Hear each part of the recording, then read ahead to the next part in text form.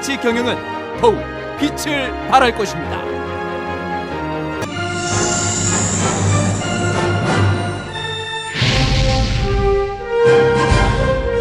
이렇게 바쁘신 가운데도 기자회견에 참석해 주셨습니다. 감사의 말씀을 드립니다. 오늘 기자회견은 먼저 시장님 인사 말씀과 함께 시정 계획에 대해서 설명을 해주신 다음에 질의응답을 갖는 순서로 진행토록 하겠습니다. 그럼 먼저 시장님 인사 말씀과 함께 시정 계획을 설명해 주시겠습니다. 복 많이 받으시고요. 부천이 작년에 상당히 앞으로 시의 미래를 위한 여러 가지 긍정적인 사업들이 상당히 많았습니다. 수상도 많았고요. 역대로 제일 많은 수상도 받고 의미 있는 인증이나 수상들도 많았습니다. 앞으로 그와 관련된 사업들이 잘 진행되면 부천시 미래가 특히 이제 저희가 중점적으로 추구하고 있는 게 스마트시티 사업, 그 다음에 문화산업 사업, 최근 들어서 점점적으로 관심을 갖고 추진하고 있고요. 또 올해부터 본격적으로 이제 추진하려고 했던 것이 우리 원도심 대개조사, 많은 예산과 제도를 활용해서 앞으로 원도심을 지금하고는 차원이 다른 그런 주관적 쪽에 살 수 있도록 만들기 위한 노력을 기울이고 있습니다. 그래서 한편으로는 여러 가지 개발 사업을 통해서 부천시가 그것을 활용해서 미래 성장 동력을 착취할 수 있는 기회들이 되기 때문에 올해 2020년은 그런 것들을 시작하는 또는 점검하는 그러한 해가 되기 때문에 새로운 성장 부천이라고 해서 올해 브리핑 제목을 그렇게 잡았습니다. 구체적 내용은 이제 설명을 통해서 말씀드리고 설명 이후에 질의응답을 좀 받도록 하겠습니다. 질문이 한쪽으로 안 치우쳤으면 좋겠습니다. 작년 성과인데요. 국제대회 지능행교통 시스템 ITS 세계대회 명예전당상을 제일 위에 올려놨는데 실제로 부천시 미래를 보면 가장 중요한 상입니다. 매년 만여 명의 세계 교통 전문가와 정부 당국자들이 모이는 대회고 그 중에서 우리 부천시가 명예전당상이 1등상이라고 해요. 그래서 중요한 상을 받았고 저희의 그런 지능형 교통 측에 대한 세계적 수준의 인정을 받은 것이고 앞으로 올해도 그래서 저기에 추가해서 지금 하고 있는 것에 추가해서 저 상 받은 거에는 지금 상살미에서 하고 있는 스마트시티 챌린지 사업도 들어가 있습니다. 도시 문제 해결에 있어서 신기술을 도입하고 또 주민들이 참여하면서 일자리도 만들어내는 사업이고요. 좀 이따 구체적으로 설명드리고 올해는 거기에 더해서 지능형 신호체계인데요. 부천 시내 한 477개인가 500여 개 가까운 교차로, 신호등이 있는 교차로 중에 400개 가까운 교차로를 이제 실시간으로 신호를 줄 수 있는 체계를 수립하는 겁니다. 도로상에 또 신호 앞에 차량, 사람, 인도의 사람 수 이런 것들을 인공지능을 통해서 파악하고 거기에 맞추는 전체 도시 전체를 거기에 맞추는 신호 체계를 좀 구축을 하면 부천시 시내 교통 흐름이 한 30% 정도 빨라질 걸로 예상하고 있고요. 그래서 올해부터 내년 상반기 정도까지 하면 완성되지 않을까. 그 사전 준비는 이미 작년부터 하고 있었고요. 잘 구축되면 좋은 모델로 그 비즈니스 모델이 될 것 같고요. 외국이나 국내에도 좀 판매가 가능하지 않을까 그렇게 생각합니다. 나머지 한 150 몇 개의 상을 받았고 또 의미 있는 것을 상당히 많지만 그 중에 또 꼽으라면 연말에 우리가 한 20년 이상 노력해왔던 문화도시로서의 그런 정책들이 인정받아서 국가가 지정하는 문화도시로 선정됐다는 점을 좀 꼽을 수 있겠습니다. 작년에 이제 또 시정 운영에 관한 시민 평가인데요. 73.6%의 시민들이 시정을 긍정적으로 봐주셨고, 저희가 부정적인 부분, 나머지 부분이 부정적인 부분인데 그 부분도 좀 보완을 해서 앞으로 시민들이 더 만족하는 행정 서비스가 되도록 노력하겠습니다. 시민들이 요구하는 가장 높은 게 이제 저희 보시다시피 주차장 확충인데요. 부천시 전체를 놓고 봐서 그렇고 원도심만 따로 뽑아보면 저보다 아마 압도적일 거고요. 그다음 녹지 공간, 생활민원 신속 처리, 쾌적한 도로 정비 순서로 나타납니다. 그래서 지금 새로운 성장의 부천에 있어서 네 가지 테마를 잡고 좀 설명을 드리겠습니다. 첫 번째 성장하는 부천, 두 번째가 스마트한 도시, 세 번째가 살아 숨쉬는 도심, 네 번째가 함께 누리는 시민, 이렇게 좀 분류를 해서 편의상 설명을 드리겠습니다. 성장하는 부천인데 지금 대규모 다 알고 계시겠지만 5군데 대규모 개발 사업이 진행 중이고 그런 사업을 통해서 부천시가 저렇게 성장할 수 있는 계기가 돼야 합니다. 그래서 제가 이것저것 준비한 것이 많이 있고요. 순차적으로 설명을 드리겠습니다. 대장동 신도시인데요. 과거에 저것이 대장동 산단을 포함한 그 민자 사업으로 개발이 예정돼 있었는데 그 당시에도 주거와 산단이 같이 계획돼 있었고요. 그때보다도 훨씬 많은 그 산단 규모 68만 지금 제곱미터로 산단 규모를 잡고 있고 과거보다 훨씬 또 많은 면적이 포함이 됐고 현재 입지로서는 다른 어느 곳보다 좀 뛰어난 산단 입지를 평가받고 있습니다. 그래서 아마 조성원가도 아주 높은 수준은 아닐 거고요. 땅값이 비교적 저렴하기 때문에 그래서 좋은 기업들이 유치될 걸로 관심이 많습니다. 내외적으로. 그래서 잘 만들어 가겠고요. 첨단 산업 위주로 해서 입주할 수 있도록 하겠습니다. 이와 관련해서 최근에 의회 결의도 있었습니다만 시에서 오래전부터 신도시 발표 날 때는 국토부가 정한 게 지금 환경시설 소각장하고 하수처리장을 이렇게 덮는 거죠. 쉽게 말해서 덮고 그 위에 이제 체육시설들을 넣겠다 이렇게 발표는 났지만 시는 그 발표를 수용하면서 차후에는 상당히 쾌적하고요. 그래서 저희도 그 방식으로 아마 지금 하수처리장만 해도 30년 가까이 돼서 이미 재건축할 시기가 도래했습니다. 그래서 보통 그런 상황에 이르면 국비가 50% 정도 대응이 되는데 소각장도 이제 필요한 시설들은 국비 지원을 충분히 받아서 잘 추진될 수 있도록 어제도 여기 LH 사업단장님하고 또 협의도 좀 했고요. 국토부는 좀 긍정적입니다. 그래서 잘 추진되도록 사업비 구성을 잘해서 꼭 추진될 수 있도록 하겠습니다.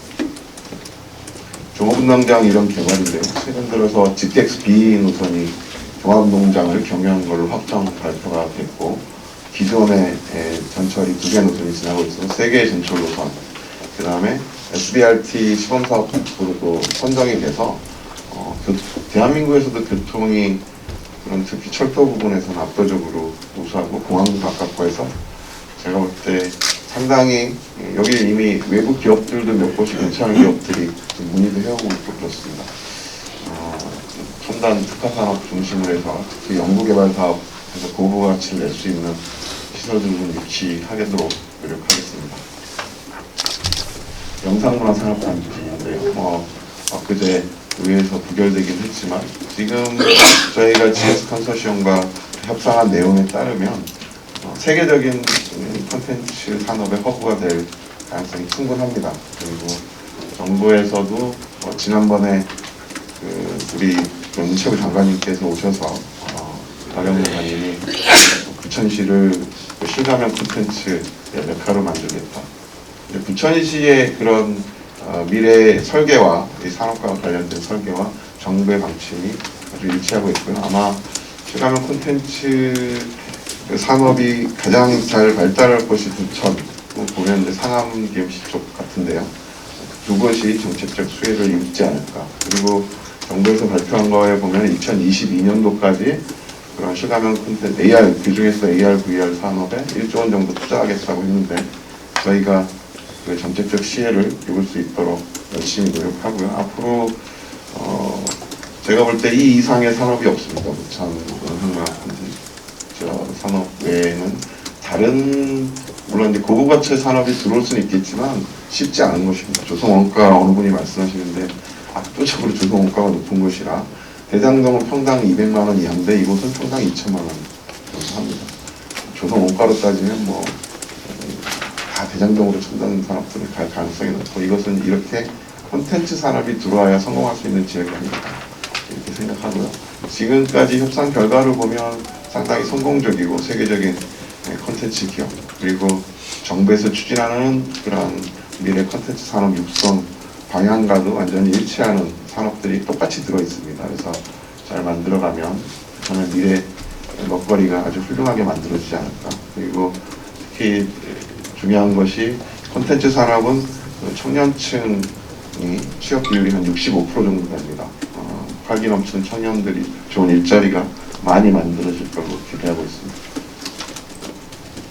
오정동 군부대 개발인데요. 지금 현재로는 기존에 있는 시설을 다른 곳에 만들고 있습니다. 그게 이제 완료되면 여기도 철거와 사업이 시작될 테고요. 그동안 오정권역 발전을 가로막았던 큰 걸림돌이 제거되는 겁니다.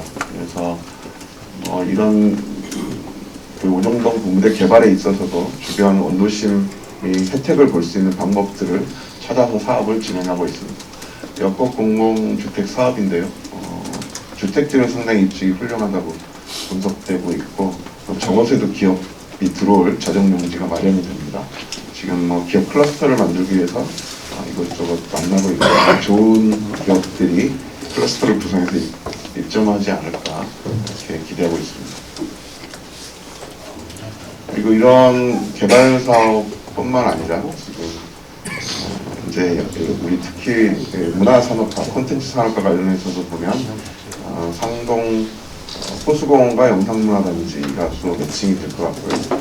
우리 시청 부분을 보면 문예회관, 그 다음에 중앙공원, 그 다음에 뭐 종합농장 역세권에도 스포츠시설, 문화시설, 그 다음에 거기를 넘어서 우리 역곡지구 부근에도 새로운 문화시설을 건축하면 그 다음에 롯데 백화점 뒤쪽에 미관광장도 저희가 음악과 관련된 문화 창작시설들이 들어가게 되는데 7호선을 축으로 문화산업 벨트가 형성되도록 그렇게 만들어갈 계획을 가지고 있습니다.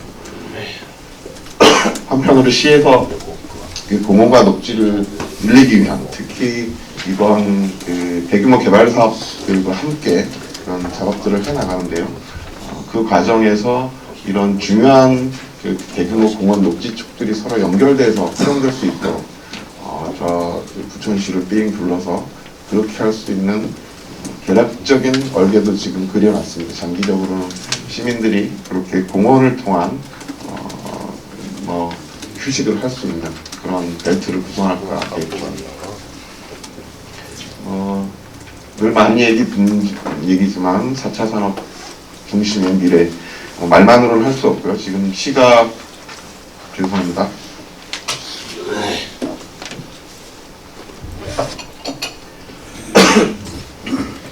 그 재작년에 출발을 해서 작년도 열심히 준비했고요. 시와 관내 기업, 로봇 기업들이 손잡고 지금 주차 로봇을 개발하고 있는데 이곳에는 지금 LG U+와 그 현대그룹의 계열사 현대무벡스가 함께하고 있습니다. 물론 이제 다른 기업들도 같이 하고 있는데 그만큼 성공 가능성이 높은 사업이 아닐까 이 자체로도 지금 사진상으로는 좀 묵직해 보이지만 요거는 올해 3월 정도면 출시가 되고요. 그 다음에 그 후속작으로 올해 말까지 차량 밑으로 들어가는 얇은 형태의 주차 로봇이 개발될 겁니다.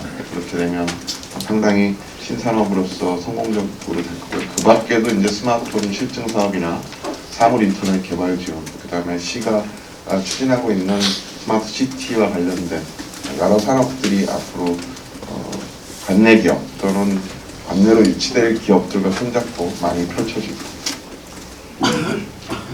뭐 지역 특화 맞춤형 일자리들인데요. 그저께 시에서도 뭐 좀 뒤에서도 한번 설명이 되겠지만 여러 가지 일자리 사업들을 추진할 겁니다. 발행 목표를 한 250억 정도로 잡았는데요. 발행액이 실제로는 300억을 넘었습니다. 경기도 안에 그 지역 화폐 발행한 것 중에 가장 실적이 좋았고요.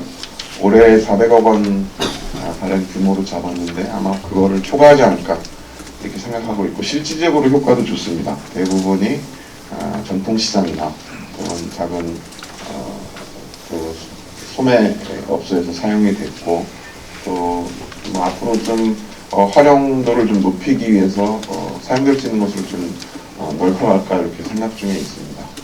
그다음에 사회적 기업 및 마을 공통체 사업 구성, 그 스마트 챌린지 사업에서도 상살비 마을의 마을 기업을 통해서 일자리들이 만들어지고, 또 그것이 이제 부천 전역으로 좀 확산될 필요가 있습니다. 그러한 것들, 그것도 저희가 예상하기로는 그런 식의 챌린지 사업을 하면 한 900억 원 매출 정도에 한 800명 이상의 일자리가 만들어지지 않을까 이렇게 생각을 하고요. 지금 시에서 하는 지역사회 통합돌봄, 커뮤니티케어, 이제 국토부각이죠. 보건부 장관님도 부천에 다녀가셨는데 성공적으로 좀 안착하고 있어서 그 안에서도 많은 일자리를 좀 만들어 내려고 노력하고 있습니다. 문화도시로서 이제 뭐 영상문화단지 하나 웹툰 융합센터가 이제 첫 공식을 가졌고요. 앞으로 웹툰 콘텐츠 기업들이 많이 입주할 수 있도록 준비해 가겠습니다. 국립영화박물관 유치를 위해서 노력했고요. 저희는 한국영화 100주년인 작년에 좀 결정이 됐으면 좋았는데 아직 정책에서 좀 결정이 늦어지는 것 같고요. 이번 영상문화단지 개발 사업하는 것에도 박물관을 지을 수 있을 정도의 면적은 제외하고 그건 따로 남겨놨습니다. 그 안에 진행을 하고 유치될 수 있도록, 만약에 유치가 안 되더라도 더 좋은 용도로 활용할 수 있으니까요. 저희가 좀 열심히 노력하겠습니다. 문화예술회관은 세계적 수준의 공연장들이 만들어져서 공연으로 인한 시민들의 문화적 권리가 더 늘어날 수도 있고요. 또 한편으로는 관광 자원이 될 수 있게 구성이 되어 있기 때문에 좋은, 아까 말씀드린 그런 문화 벨트에 좋은 요소로 작용할 거라고 생각하고 있습니다. 지금 여기 시청 옆에 컨텐츠 오피스에 작게 VR 콘텐츠 체험장을 만들어 놨는데 그것조차 지금 아시아에서 제일 좋은 거라는 소리가 나오고 있는데, 이거하고는 비교할 수 없을 시설들이 앞으로 부천에 들어서게 됩니다. 잘 만들어서 지금 AR, VR, 그러니까 실감형 콘텐츠 중에 긴강현실, 가상현실 시장이 성장 속도가 상당히 빠릅니다. 매년 50% 이상 성장을 하고 있고, 과거부터 이미 적용되고 있었습니다. 군사 분야, 의료 분야 이런 데는. 근데 제가 볼 때는 이 산업 자체가 앞으로 사회 각 방면에 운전이나 스포츠 이런 쪽에도 많이 적용될 것이라 2023년 세계 시장 규모를 한 411조 원 정도로 보고요. 그래서 정부에서도 2022년까지 1조 원을 투입해서 이번 실감형 콘텐츠 시장 기술을 개발하고 기업을 지원하겠다는 거기 때문에 시에서도 역점적으로 좀 사업에 안착되도록 노력하겠습니다. 폴리스튜디오는 영화 제작에 있어서 꼭 필요한 시설인데, 특수효과나 음향 녹음하는 곳인데, 남양주의 수도권의 남양주 한 곳에 있다가 그곳이 폐쇄돼서 부천에 유치를 했습니다. 앞으로 영화가 제작되면 필수적으로 와야 되는 곳이기 때문에 영화 산업을 유인하는 데도 좀 효과적일 거라고 생각하고요. 롯데백화점 뒤쪽에 미광광장에 음악 청작소를 만들어서 음악과 관련된 또 창작 활동에 도움이 될 수 있는 입지를 조성하겠습니다. 스마트한 도시입니다. 상당히 시민의 삶을 편리하게 하고 또 도시 관리가 잘 되게 하면서 한편으로 사업이 가능한 비즈니스 모델을 발굴할 수 있는 그러한 상황을 시에서도 역점적으로 좀 추진하고 있습니다. 이제 새롭게 개발되는 사업들에 있어서도 제대로 된 스마트 기술을 도입해서 적용될 수 있도록 그렇게 할 계획을 가지고 있습니다. 지능형 교통체계인데요. 아까 말씀드린, 그리고 앞으로 또 지금까지 발표는 안 됐지만 시에서 좀 준비하고 있는 사업들이 있습니다.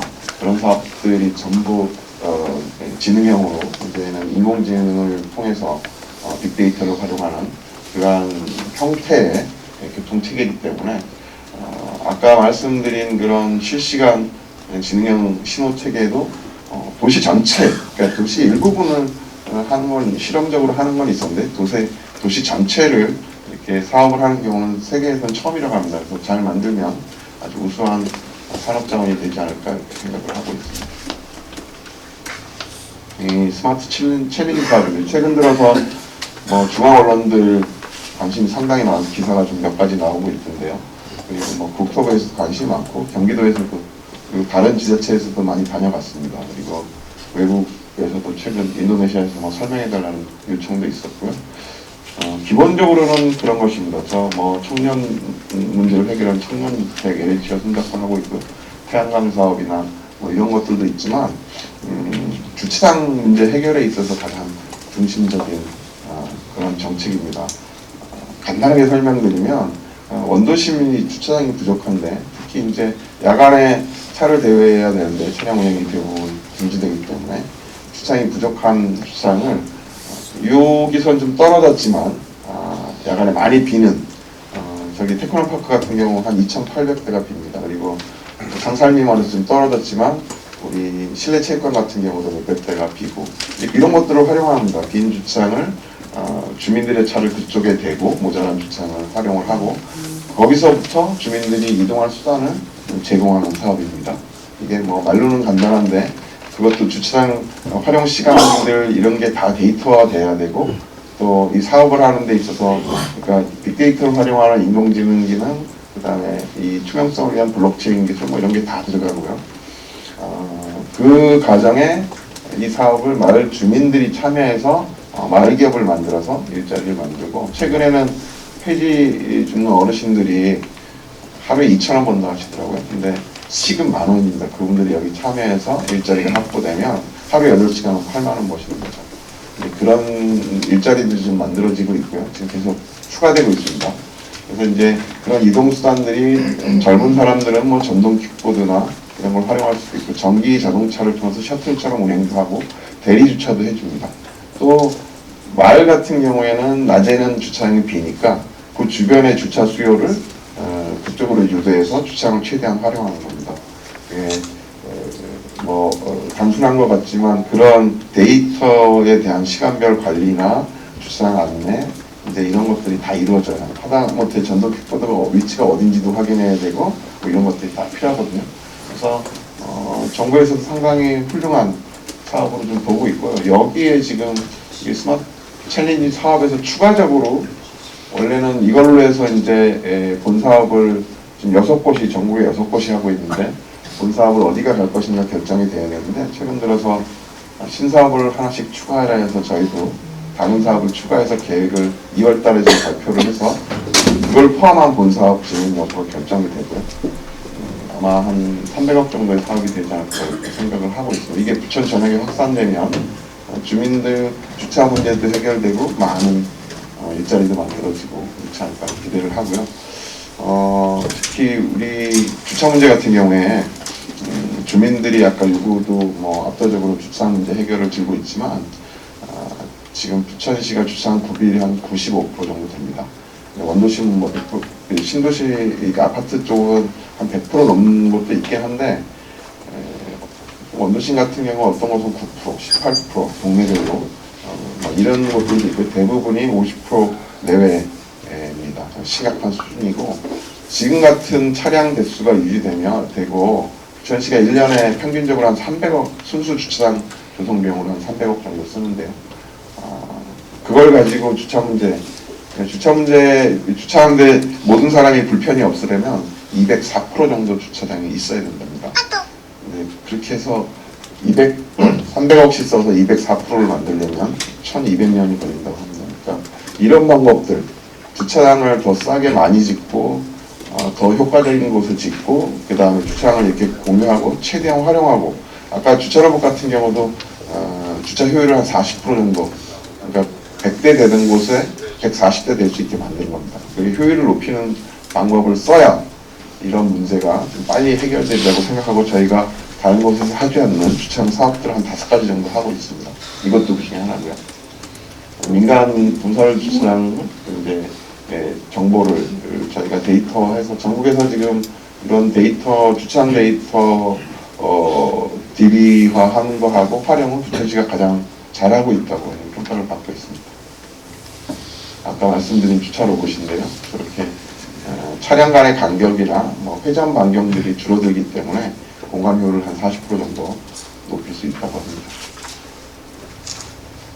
지금 교통으로 보면 이제 도시철도망이 지금 새롭게 발표된 게 GTX-B 노선이 있고요. 그 다음에 제2경인선이죠. 지금 현재 그 용역에 들어가 있는데 옥길을 경유하는 거하고 경유하지 않는 거 두 가지가 들어가 있다고 합니다. 저희는 이제 사전에 시에서 용역을 한 결과로는 옥길을 경유해도 사업성이 나온 걸로 돼 있기 때문에 정부 쪽에서 국토부는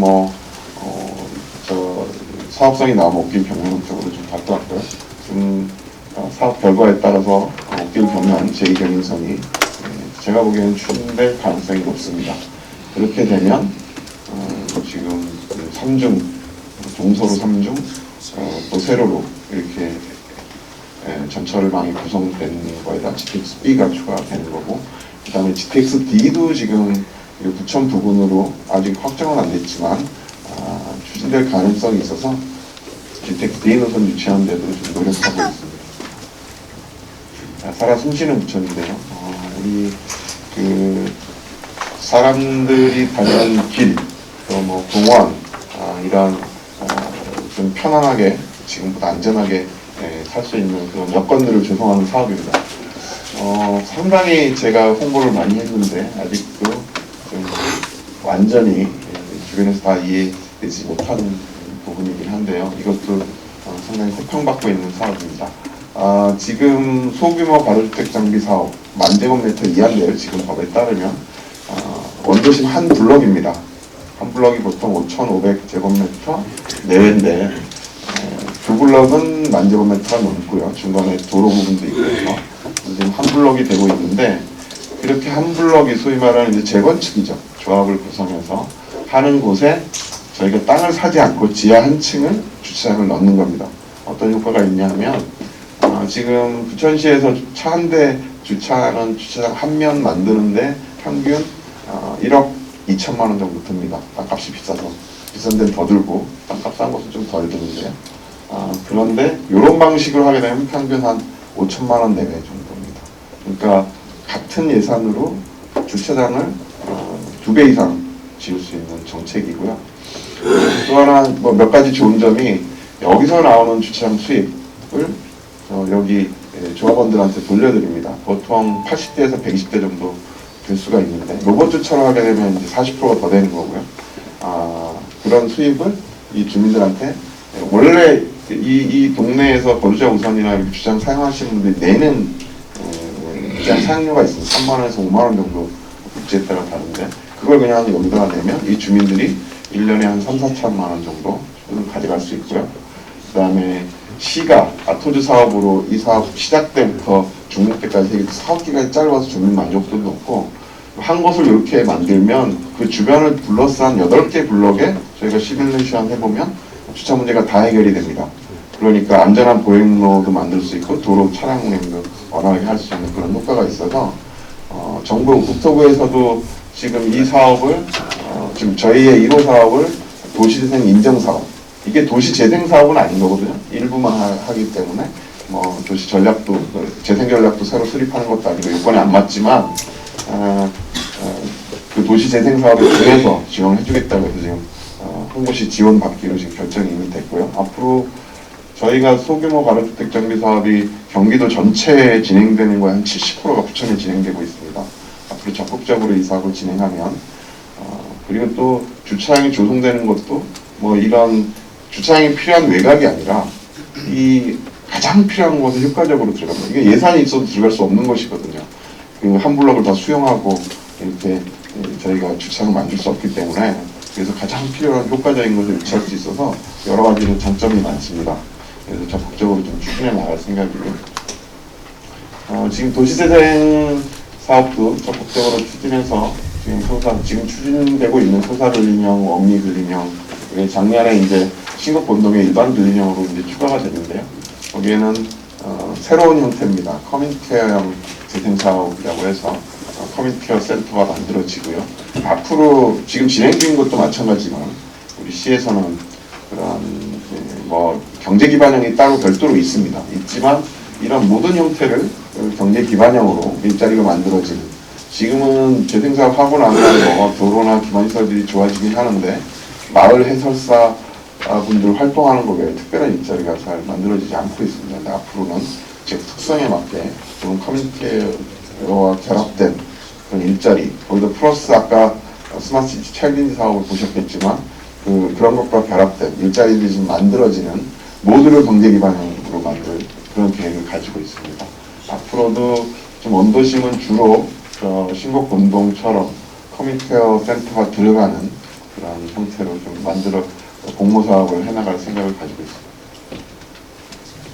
있습니다. 이거는 이제 시가 추진 중인 대규모 개발 사업들에서 나올 그런 추가적인 재원들을 활용해서 저희가 작년에 좀 1차적으로 전수조사를 했습니다. 주차장, 도로, 공원, 보행로 등이 필요한 것을 전수조사를 했고, 추가로 좀 다듬어야 되긴 하고요. 그걸 기초로 이제 도시계획을 변경하면서 진행을 할 텐데, 거기에 필요한 예산이 지금 러프하게 작업은 한 1조 3천억.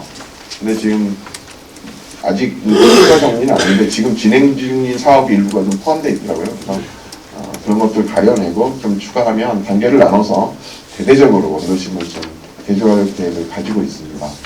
그 중에 중요한 게 영상문화단지가 대부분인데 지금 좀 늦어지긴 됐습니다만, 그렇게 하면 일단 1차적으로 지금 중요한 가장 불편을 겪는 주차장 문제가 획기적으로, 조금 전에 제가 설명드린 주차장 사업들을 하면 효과가 지금 하는 주차장 사업보다 몇 배, 그리고 이곳은 이렇게 해서 자원을 예산을 투입하게 되면 지금 저희가 기반시설 비용으로 한 해에 한 1,000억 원 정도, 뭐 많을 땐 1,500억 뭐 넘기도 하고 막 그러긴 한데 평균 1,000억 정도 쓰는데요. 1조 3천억이면 1년 쓰는 거 13배입니다. 그거를 한 몇 년 내에 다 사용하게 되면 주차장이 지금보다 한 4-5배 많이 건설이 되고, 또 아파트 같은 마을주차장 반값 주차장을 하면 10배까지 지을 수 있는 거고요. 다 그렇게 만들 수는 없겠죠. 예를 들어서 거기다 로봇 주차로 효율을 높이고 주차장 공유로 활용하고 하면 주차장 사용에 대한 불편이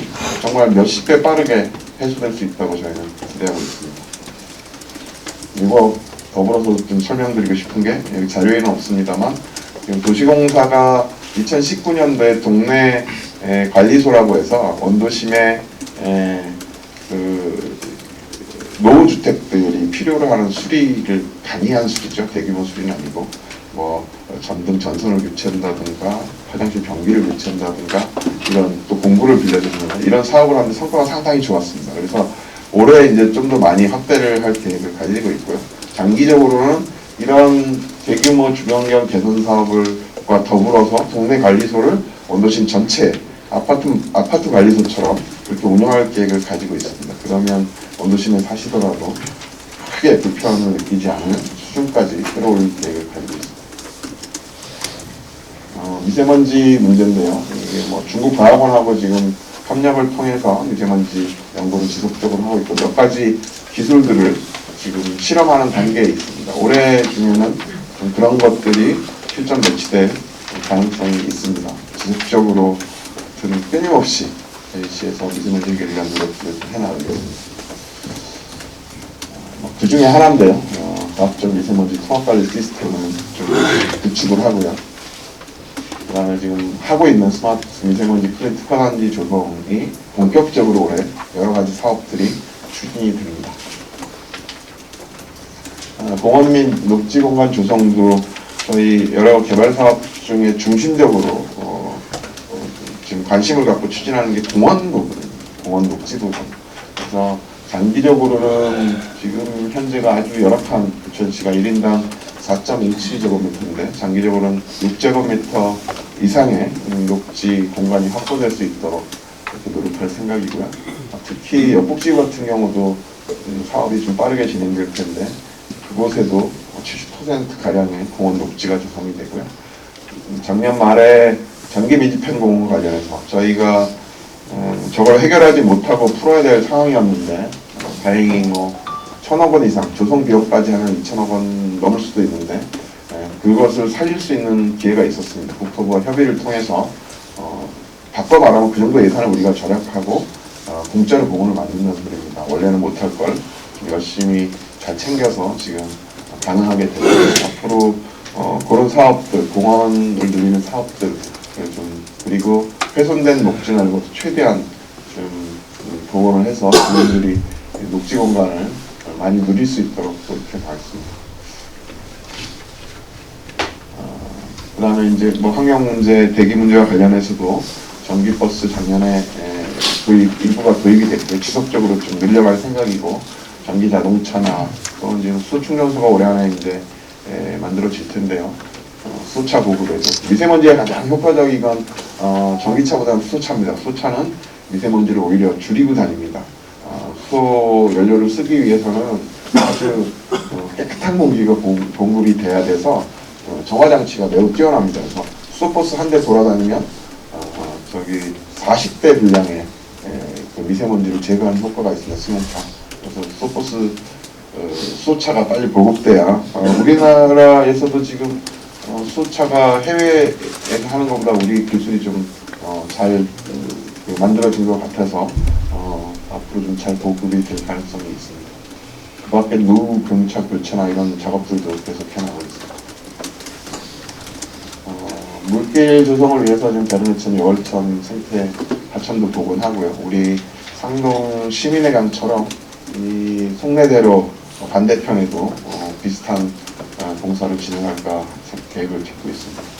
그럼 이제 주로 복지와 관련된 부분인데요. 함께 누리는 시민, 시민에게 필요한 복지를 맞춰서 진행을 하도록 하겠습니다.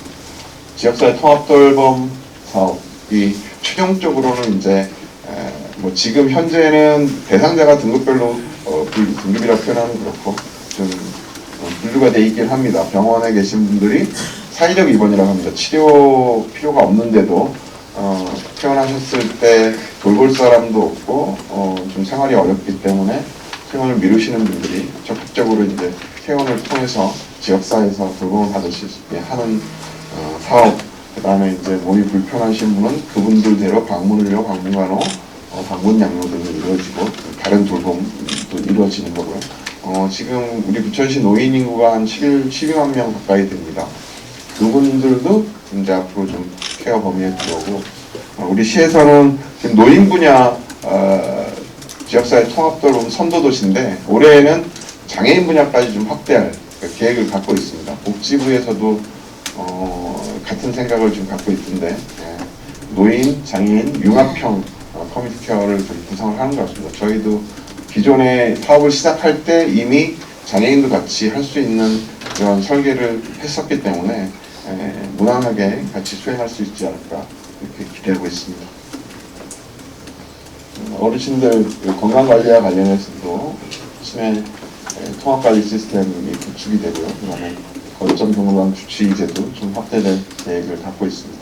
경로당 지원에 있어서도 완전히 기하도록 하겠습니다. 노인 일자리 사업이 작년에 한 4,800개 정도 진행이 됐었는데 올해는 좀 더 늘려서 5,130개 정도 일자리를 만들 계획을 갖고 있고요. 그 밖에도 지금 최근 들어서 문제되고 있는 게 베이비붐 세대에 태어났던 분들이 이제 매해 80만 명씩 퇴직을 하고 있고 퇴직 이후에 적정한 일자리가 없어서 국민연금만으로는 생활하기 어려운 분들이 꽤 많다고 합니다.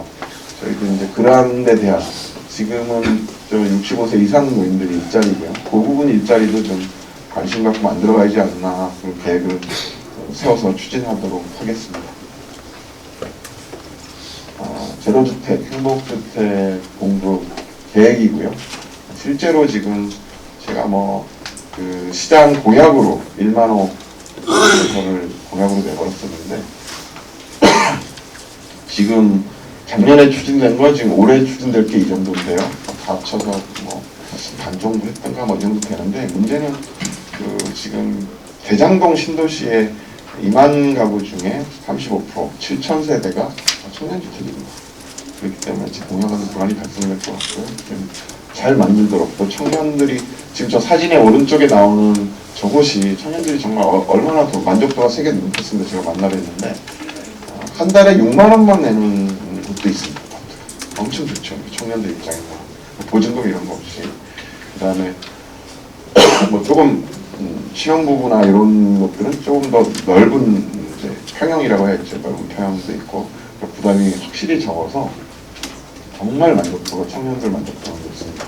좀 많이 줄 수 있도록 노력하겠습니다. 뭐 국공립 어린이집도 좀 늘려가고요. 어린이집 취향경 급식과 또 아이들 건강을 위한 사업들도 만들어가고 있습니다. 방과후 돌봄도 지금 133개소로 늘리고요. 모든 학년들 고교까지 전학년 무상급식이 이루어지도록 했습니다. 그다음에 경력단절 여성 일자리 2,575개 계획을 가지고 있고요. 특히 여성 감정노동자들을 위한 쉼터를 복사골 문화센터에 설치해서 좀 상담도 받고 또 뭐 힐링도 할 수 있는 그런 공간이 되도록 하겠습니다.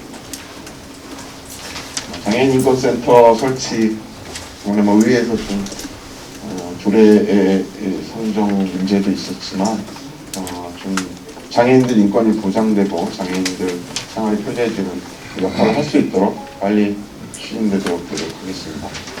그다음에 저 재활촉진 안 희귀 환자 의료비 지원 확대는 정책과 맞물려서 확대 시행하도록 하겠습니다. 생활 SOC 복합형 공공도서관들이 요즘 뭐 여러 가지 기능들 책을 보고 또 교육하고 체험하고 이런 기능들이 많이 추가되는데 신축되는 별빛마루 수주도서관하고 재건축되는 북부도서관, 친국도서관도 시민이 만족할 수 있는 수준으로 잘 만들어 가겠습니다. 체육과 관련된 시설들도 마찬가지로 적극적으로 확대하고 또 운영도 효율적으로 될 수 있도록 그렇게 해나가겠습니다. 뭐 전체적인 이제 기대 효과인데요. 아까 초반에 제가 설명을 많이 드렸던 것 같습니다. 적극적으로 그 기존의 문제들 과거보다 빠른 속도로 획기적으로 개선해 나가고 또 그 과정에서 지금 우리 시가 부족한 그런 재원을 확보하는 그런 세외 수입이죠.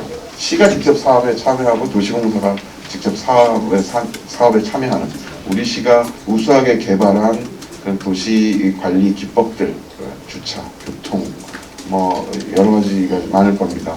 그것들을 사업화할 수 있는 방법들. 지금 제가 페이스북에 홍보한 적은 있는데 주차장 정상기도 그 좋은 예입니다. 지금 이미 정부 조달 나라 장터에 올라가서 설치가 가능할 텐데 우리 시도 빨리 좀 설치되도록 할 겁니다. 근데 쉽게 설명드리면 과거에 이 정상기 주차장 정상할 때 팔이 짧아서 벨트 풀거나 이렇게 내려야 했던 아픔이 해소되는 정상기입니다. 이 정상하는 부분이 차량 쪽으로 이렇게 다가오는 아주 왜 그런지 모르는데 여성분들이 되게 좋아하셨어요. 그래서 관심이 많습니다. 여러 지자체에서도 좋은 성과를 내고 그곳에 저희가 같이 개발을 했기 때문에 저희 지원을 통해서 그걸 팔면 저희도 수입이 생깁니다. 시에서도 매출액이 3% 그리고 또 뭐 잘 되면 이제 추가로 나중에 협상을 통해서 조절해 나갈 수 있는데 앞으로 사업을 그런 식으로 하겠다는 겁니다. 우리 시에도 적용시키고 지금 저희 시가 하는 사업들을 기술 개발을 시에서 예산을 지원해서 했다면 그다음에 그 사업화에 저희 지분도 같이 지금 도시공사도 이제 개발 사업이나 스마트시티 건설과 관련돼서 또는 관리와 관련돼서 여러 역할들을 하고 있는데요. 제가 스마트시티 건설에 관해서 저희가 에리체하고도 한번 협의를 해봤습니다. 이런 노하우를 다 쌓아서 국내 다른 도시 또는 뭐 관내에 정비 사업 아니면 해외 그런 정비 사업이나 이런 것도 스마트시티 건설 이런 곳에 참여할 수 있도록 좀 역량을 키워나갈 생각을 가지고 있습니다. 과거에는 생각할 수 없는 그런 수입 모델들이 좀 만들어지지 않을까 기대하고 있습니다. 부천은 이렇게 확실하고 성장하고 시민들이 누리는 그런 부천으로 만들어가는 확실한 기초를 닦는 한 해가 아닐까 생각합니다. 고맙습니다. 기자님. 예, 지금. 네, 시장님 그 다양한 정책 잘 들었습니다. 저는 그 지금 문재인 정부에서도 올해부터 역습을 둔다는 장애인 복지 정책에 대해서 좀 여쭤보려고 합니다. 그리고 가능하시다면 제안까지도 간단히 드리겠습니다. 현재 이제 아까 말씀 들었다시피 장애인 인권센터가 설치돼서 예. 현재 등록된 장애인이 한 3만 7천여 명 되는 것으로 좀 알고 있습니다.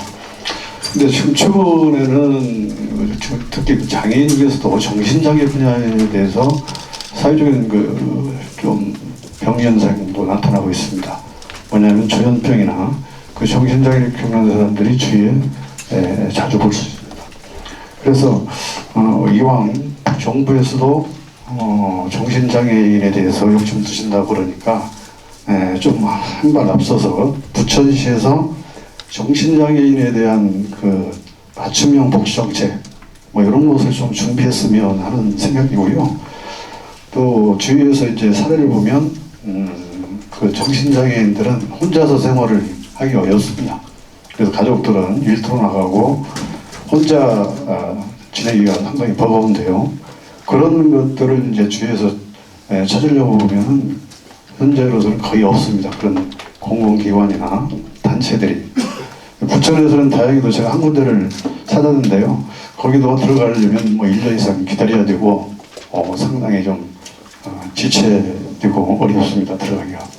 그래서 그런 면에서 앞으로 부천시가 좀 역점을 둬서 실질적으로 그런 정신장애인들에 대한 배려 정책 이런 것을 한번 준비해 주셨으면 어떤가 제안을 드려봅니다. 네.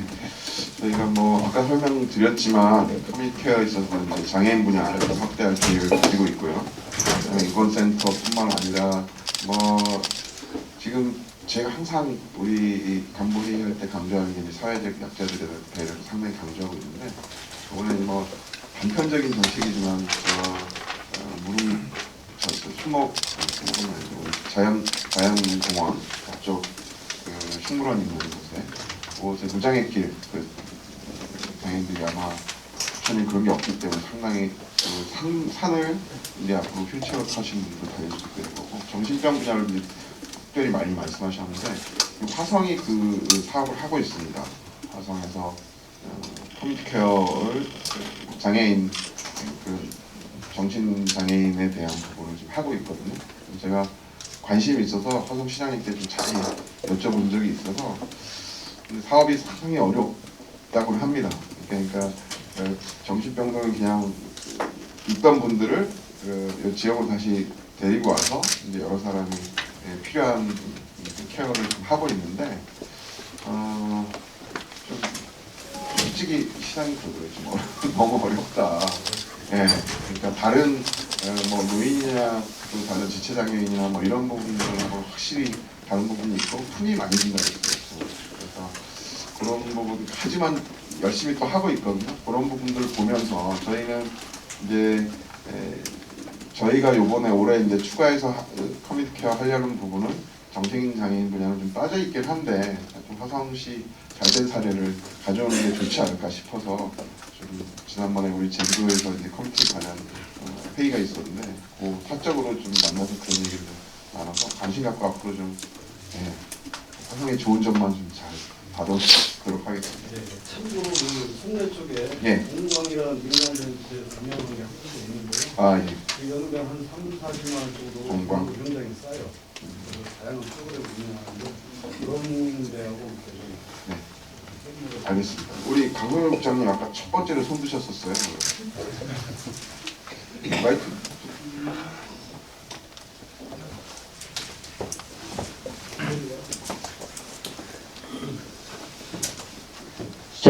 시장님께 간단하게 한 가지만 여쭤보고 싶은데 일전에 영상문화산업단지에 대해서 예. 그 민간 자본 4조 원대 육박하는 엄청난 프로젝트고 또 부천시 시책 사업에 상당히 중요한 사업이라 생각됩니다. 예. 그런데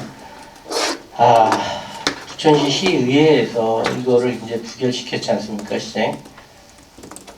그것이 그 결론적으로 정치적 어떤 그 정치공학적으로 이런 문제가 발생했다고 이제 비판의 목소리가 쏟아지고 있는데 이를 시장께서는 어떻게 해결할 건지 이를 어떻게 해결한다는 얘기는 지금 솔직히 말씀드려서 지금 소사구의 김상희 의원이라든가 원미 의뢰 그 서른 의원 같은 경우에 거의 그 시의원들을 거수기 역할 시켜가지고 시책적 국가적 중요한 사업을 갖다가 상당히 지연시키고 상당히 경제적 손실을 초래시키고 있는데 앞으로 그러면 장 시장께서는 그 4.15 총선이 끝나고 이분들이 뭐 당선이 되든 당선이 안 되든 그분들과의 그 관계성이라든가 또 차기 만약에 그 국회의원이 당선되면 그분과의 또 어떤 이런 여러 가지 관계로 정치적으로 이걸 풀어갈 것인지 아니면 시장께서 생각하시고 있는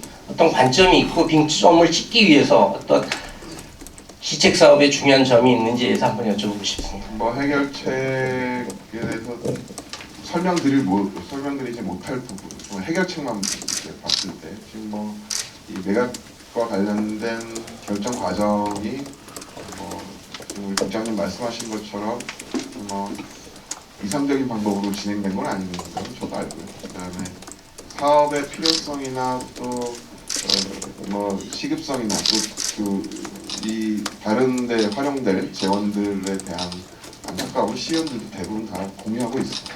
그분들이 심지어는 뭐 재문에서 찬성하시는 분들도 본회의에서 이렇게 반대하시긴 했는데 그분들도 뭐 다 그런 공감은 있고 좀 시에서 이제 필요한 부분이 결국은 총선 이후에 이게 또 최근 들어서 정치적 이슈화 되고 있어서 시로서 상당히 부담스럽거든요. 그래서 좀 설득할 보관이나 이런 건 충분히 갖고 있습니다. 그래서 다음번에는 분명히 통과되지 않을까. 뭐 그 이후에도 의견들을 다 나눴고요. 큰 문제는 없을 것 같습니다. 나머지 부분은 총선 앞두고 제가 언급하는 거는 적절치 않다. 이렇게 제가 페이스북에 화난다고는 했지만 화나는 건 정말 그 다음에 이제 그거 해결하는 방법은 제가 해야 될 문제고 사업이 성공하는 게 우선이기 때문에 뭐 이 정도 답변을 드리는 게 그런 보관도 있고 가능할 거로 본다는 생각 정도로 그렇게 받아주셨으면 좋겠습니다. 시간 관계상 한 분만 더 하고 마치는 걸로 이렇게 하겠습니다. 이데일리의 이종일 기자님. 예.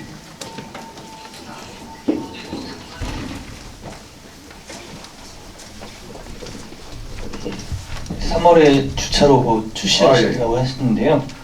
몇 대 정도를 어디에다가 할 것인지 아마 시범 사업이 될 것 같은데 올해 1년 동안 어떻게 좀 확대할 것인지 요거 좀 구체적으로 말씀해 주셨으면 좋겠습니다. 지금 3월에 사는 것은 장소를 2곳 정도 보고 아직 장소 확정을 안 했습니다. 그 장소 확정을 하면 뭐 주차 로봇만 있어서 되는 게 아니라 그곳에 뭐 센서들도 다 설치하고 여러 가지 작업들이 필요한데 그 몇 대 할지는 이제 약간 주차장에 따라 차이가 나는데 서너 대 정도면 충분히 되거든요. 많이 차량 뭐 진출입이 많은 것은 좀 많이 해야 되고 그러긴 한데 적으면 2대일 수도 있습니다. 2대만 충분할 수도 있고 한데 입지 확정이 아직 안 됐습니다. 2곳 정도 두고 지금 하고 있는데 입지만 확정되면 그 설치하는 거는 금방 하고 또 로봇 운영도 금방 될 수 있기 때문에 나머지 이제 프로그램이나 연계 중에서요. 3월까지는 그 전에 입지를 빨리 정하고 3월까지 공사하면 로봇은 거의 이제 다 될 것 같고요. 그다음에 이제 그거보다 중요한 게 저는 한 단계 더 나가는 지금은 뭐라 그래야 되죠? 지게차처럼 이렇게 드는 방식인데 이제 밑으로 들어가는 판넬 형식의 이게 뭐 충분히 지금 가능하다고 그러더라고요. 지금 기술로. 근데 그거는 이제 정부에서도 예산이 조금 지원될 가능성이 있어서 그거 가지고 올해 이제 나머지 사업을 해서 그런 형태로 만들어야 진짜 좀 더 간격을 조밀하게 차를 주차할 수 있거든요. 그렇게 진행될 가능성이 있습니다. 공영주차장이 진행할 그럼요. 공영주차장이 가야죠. 1년 동안 시범 사업을 뭐 1년을 할지 이제 안정성에 달려 있는 거거든요. 그러니까 뭐 로봇이 이상 행동을 하면 뭐 이게 사고도 나고 이러니까 그 안정성만 입증이 되면 바로 여러 곳으로 확산시킬 계획을 가지고 있습니다. 이게 아마 잘 만들어지면 민간에도 판매가 가능한 거라 대형 주차장. 또 하나는 아까 설명에는 안 드렸지만 지금 주차 로봇 개발한 곳이 외국에 3곳이 있습니다. 프랑스, 그다음에 중국, 독일 이렇게 있는데 특히 독일 같은 경우에는 뭐 다 초기 단계입니다만 이 주차 타워를 잘 만들어서 관광자문화해서 우리 돈을 한 15,000원 정도 내고 주차 타워 그 구경하는데 줄 서서 들어간다고 합니다. 그러니까 저희도 주차 문제도 해결하고 좋은 곳에 이쁘게 잘 만들어서 관광 자원도 좀 또 벤치마킹도 이렇게 좀 활용할 수도 있을 것 같아요. 사업 자체도 틀로 수출을 하고 지난번에 저희가 현대무벡스가 주차 로봇 사업에 함께하고 있다고 했는데 아마 현대 엘리베이터 같은 경우에는 그런 사업에 관심이 있는 것 같아요. 전에 들었는데 그런 주차 타워를 실용적으로 사업화하고 자기들이 건설하고 그다음에 나중에 10년 정도 운영하고 지비치하고 이런 사업까지도 관심이 있는 것 같아서 저희가 잘 만들면 대기업들 좀 많이 참여할 그런 가능성이 있습니다. 시장님. 백화점, 면세점 등에서 차별화된 고급 김치의 진가를 발휘하고 있습니다. 세계인의 식탁에 공급하는 그날까지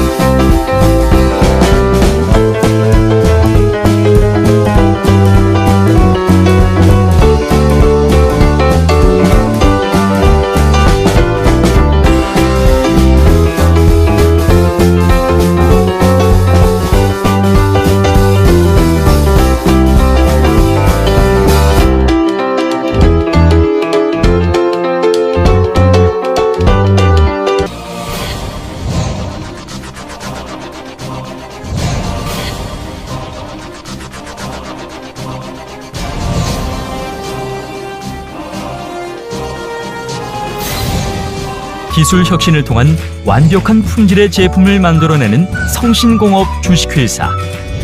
어디에 있어도 성신공업의 기술력은 빛이 납니다. 고객사의 성공을 위해 새로운 미래를 창출하는 기업. 성신공업 주식회사.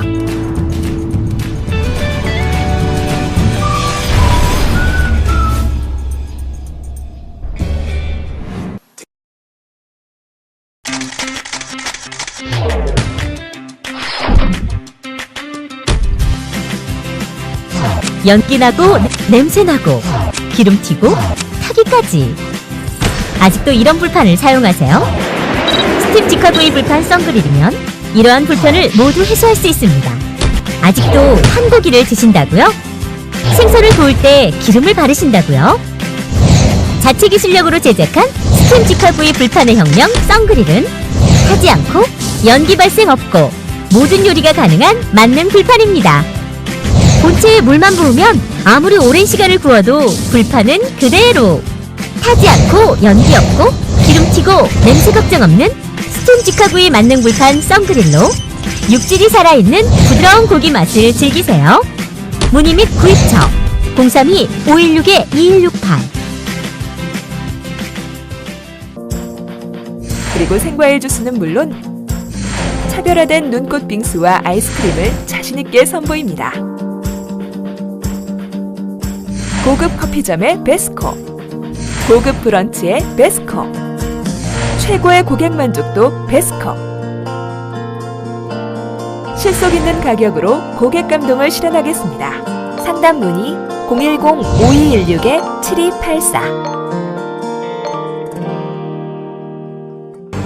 단순한 시공회사로서의 사업 기반 확대에 그치지 않고 지속적인 기술 개발과 자연 친화적 첨단 공법으로 주거 공간을 만들어가는 종합 건설 회사 웅진건설. 웅진건설은 고객의 내일을 만들어갑니다. 웅진건설은 고객 감동을 실현합니다. 고객의 가치를 높이는 기업 웅진건설.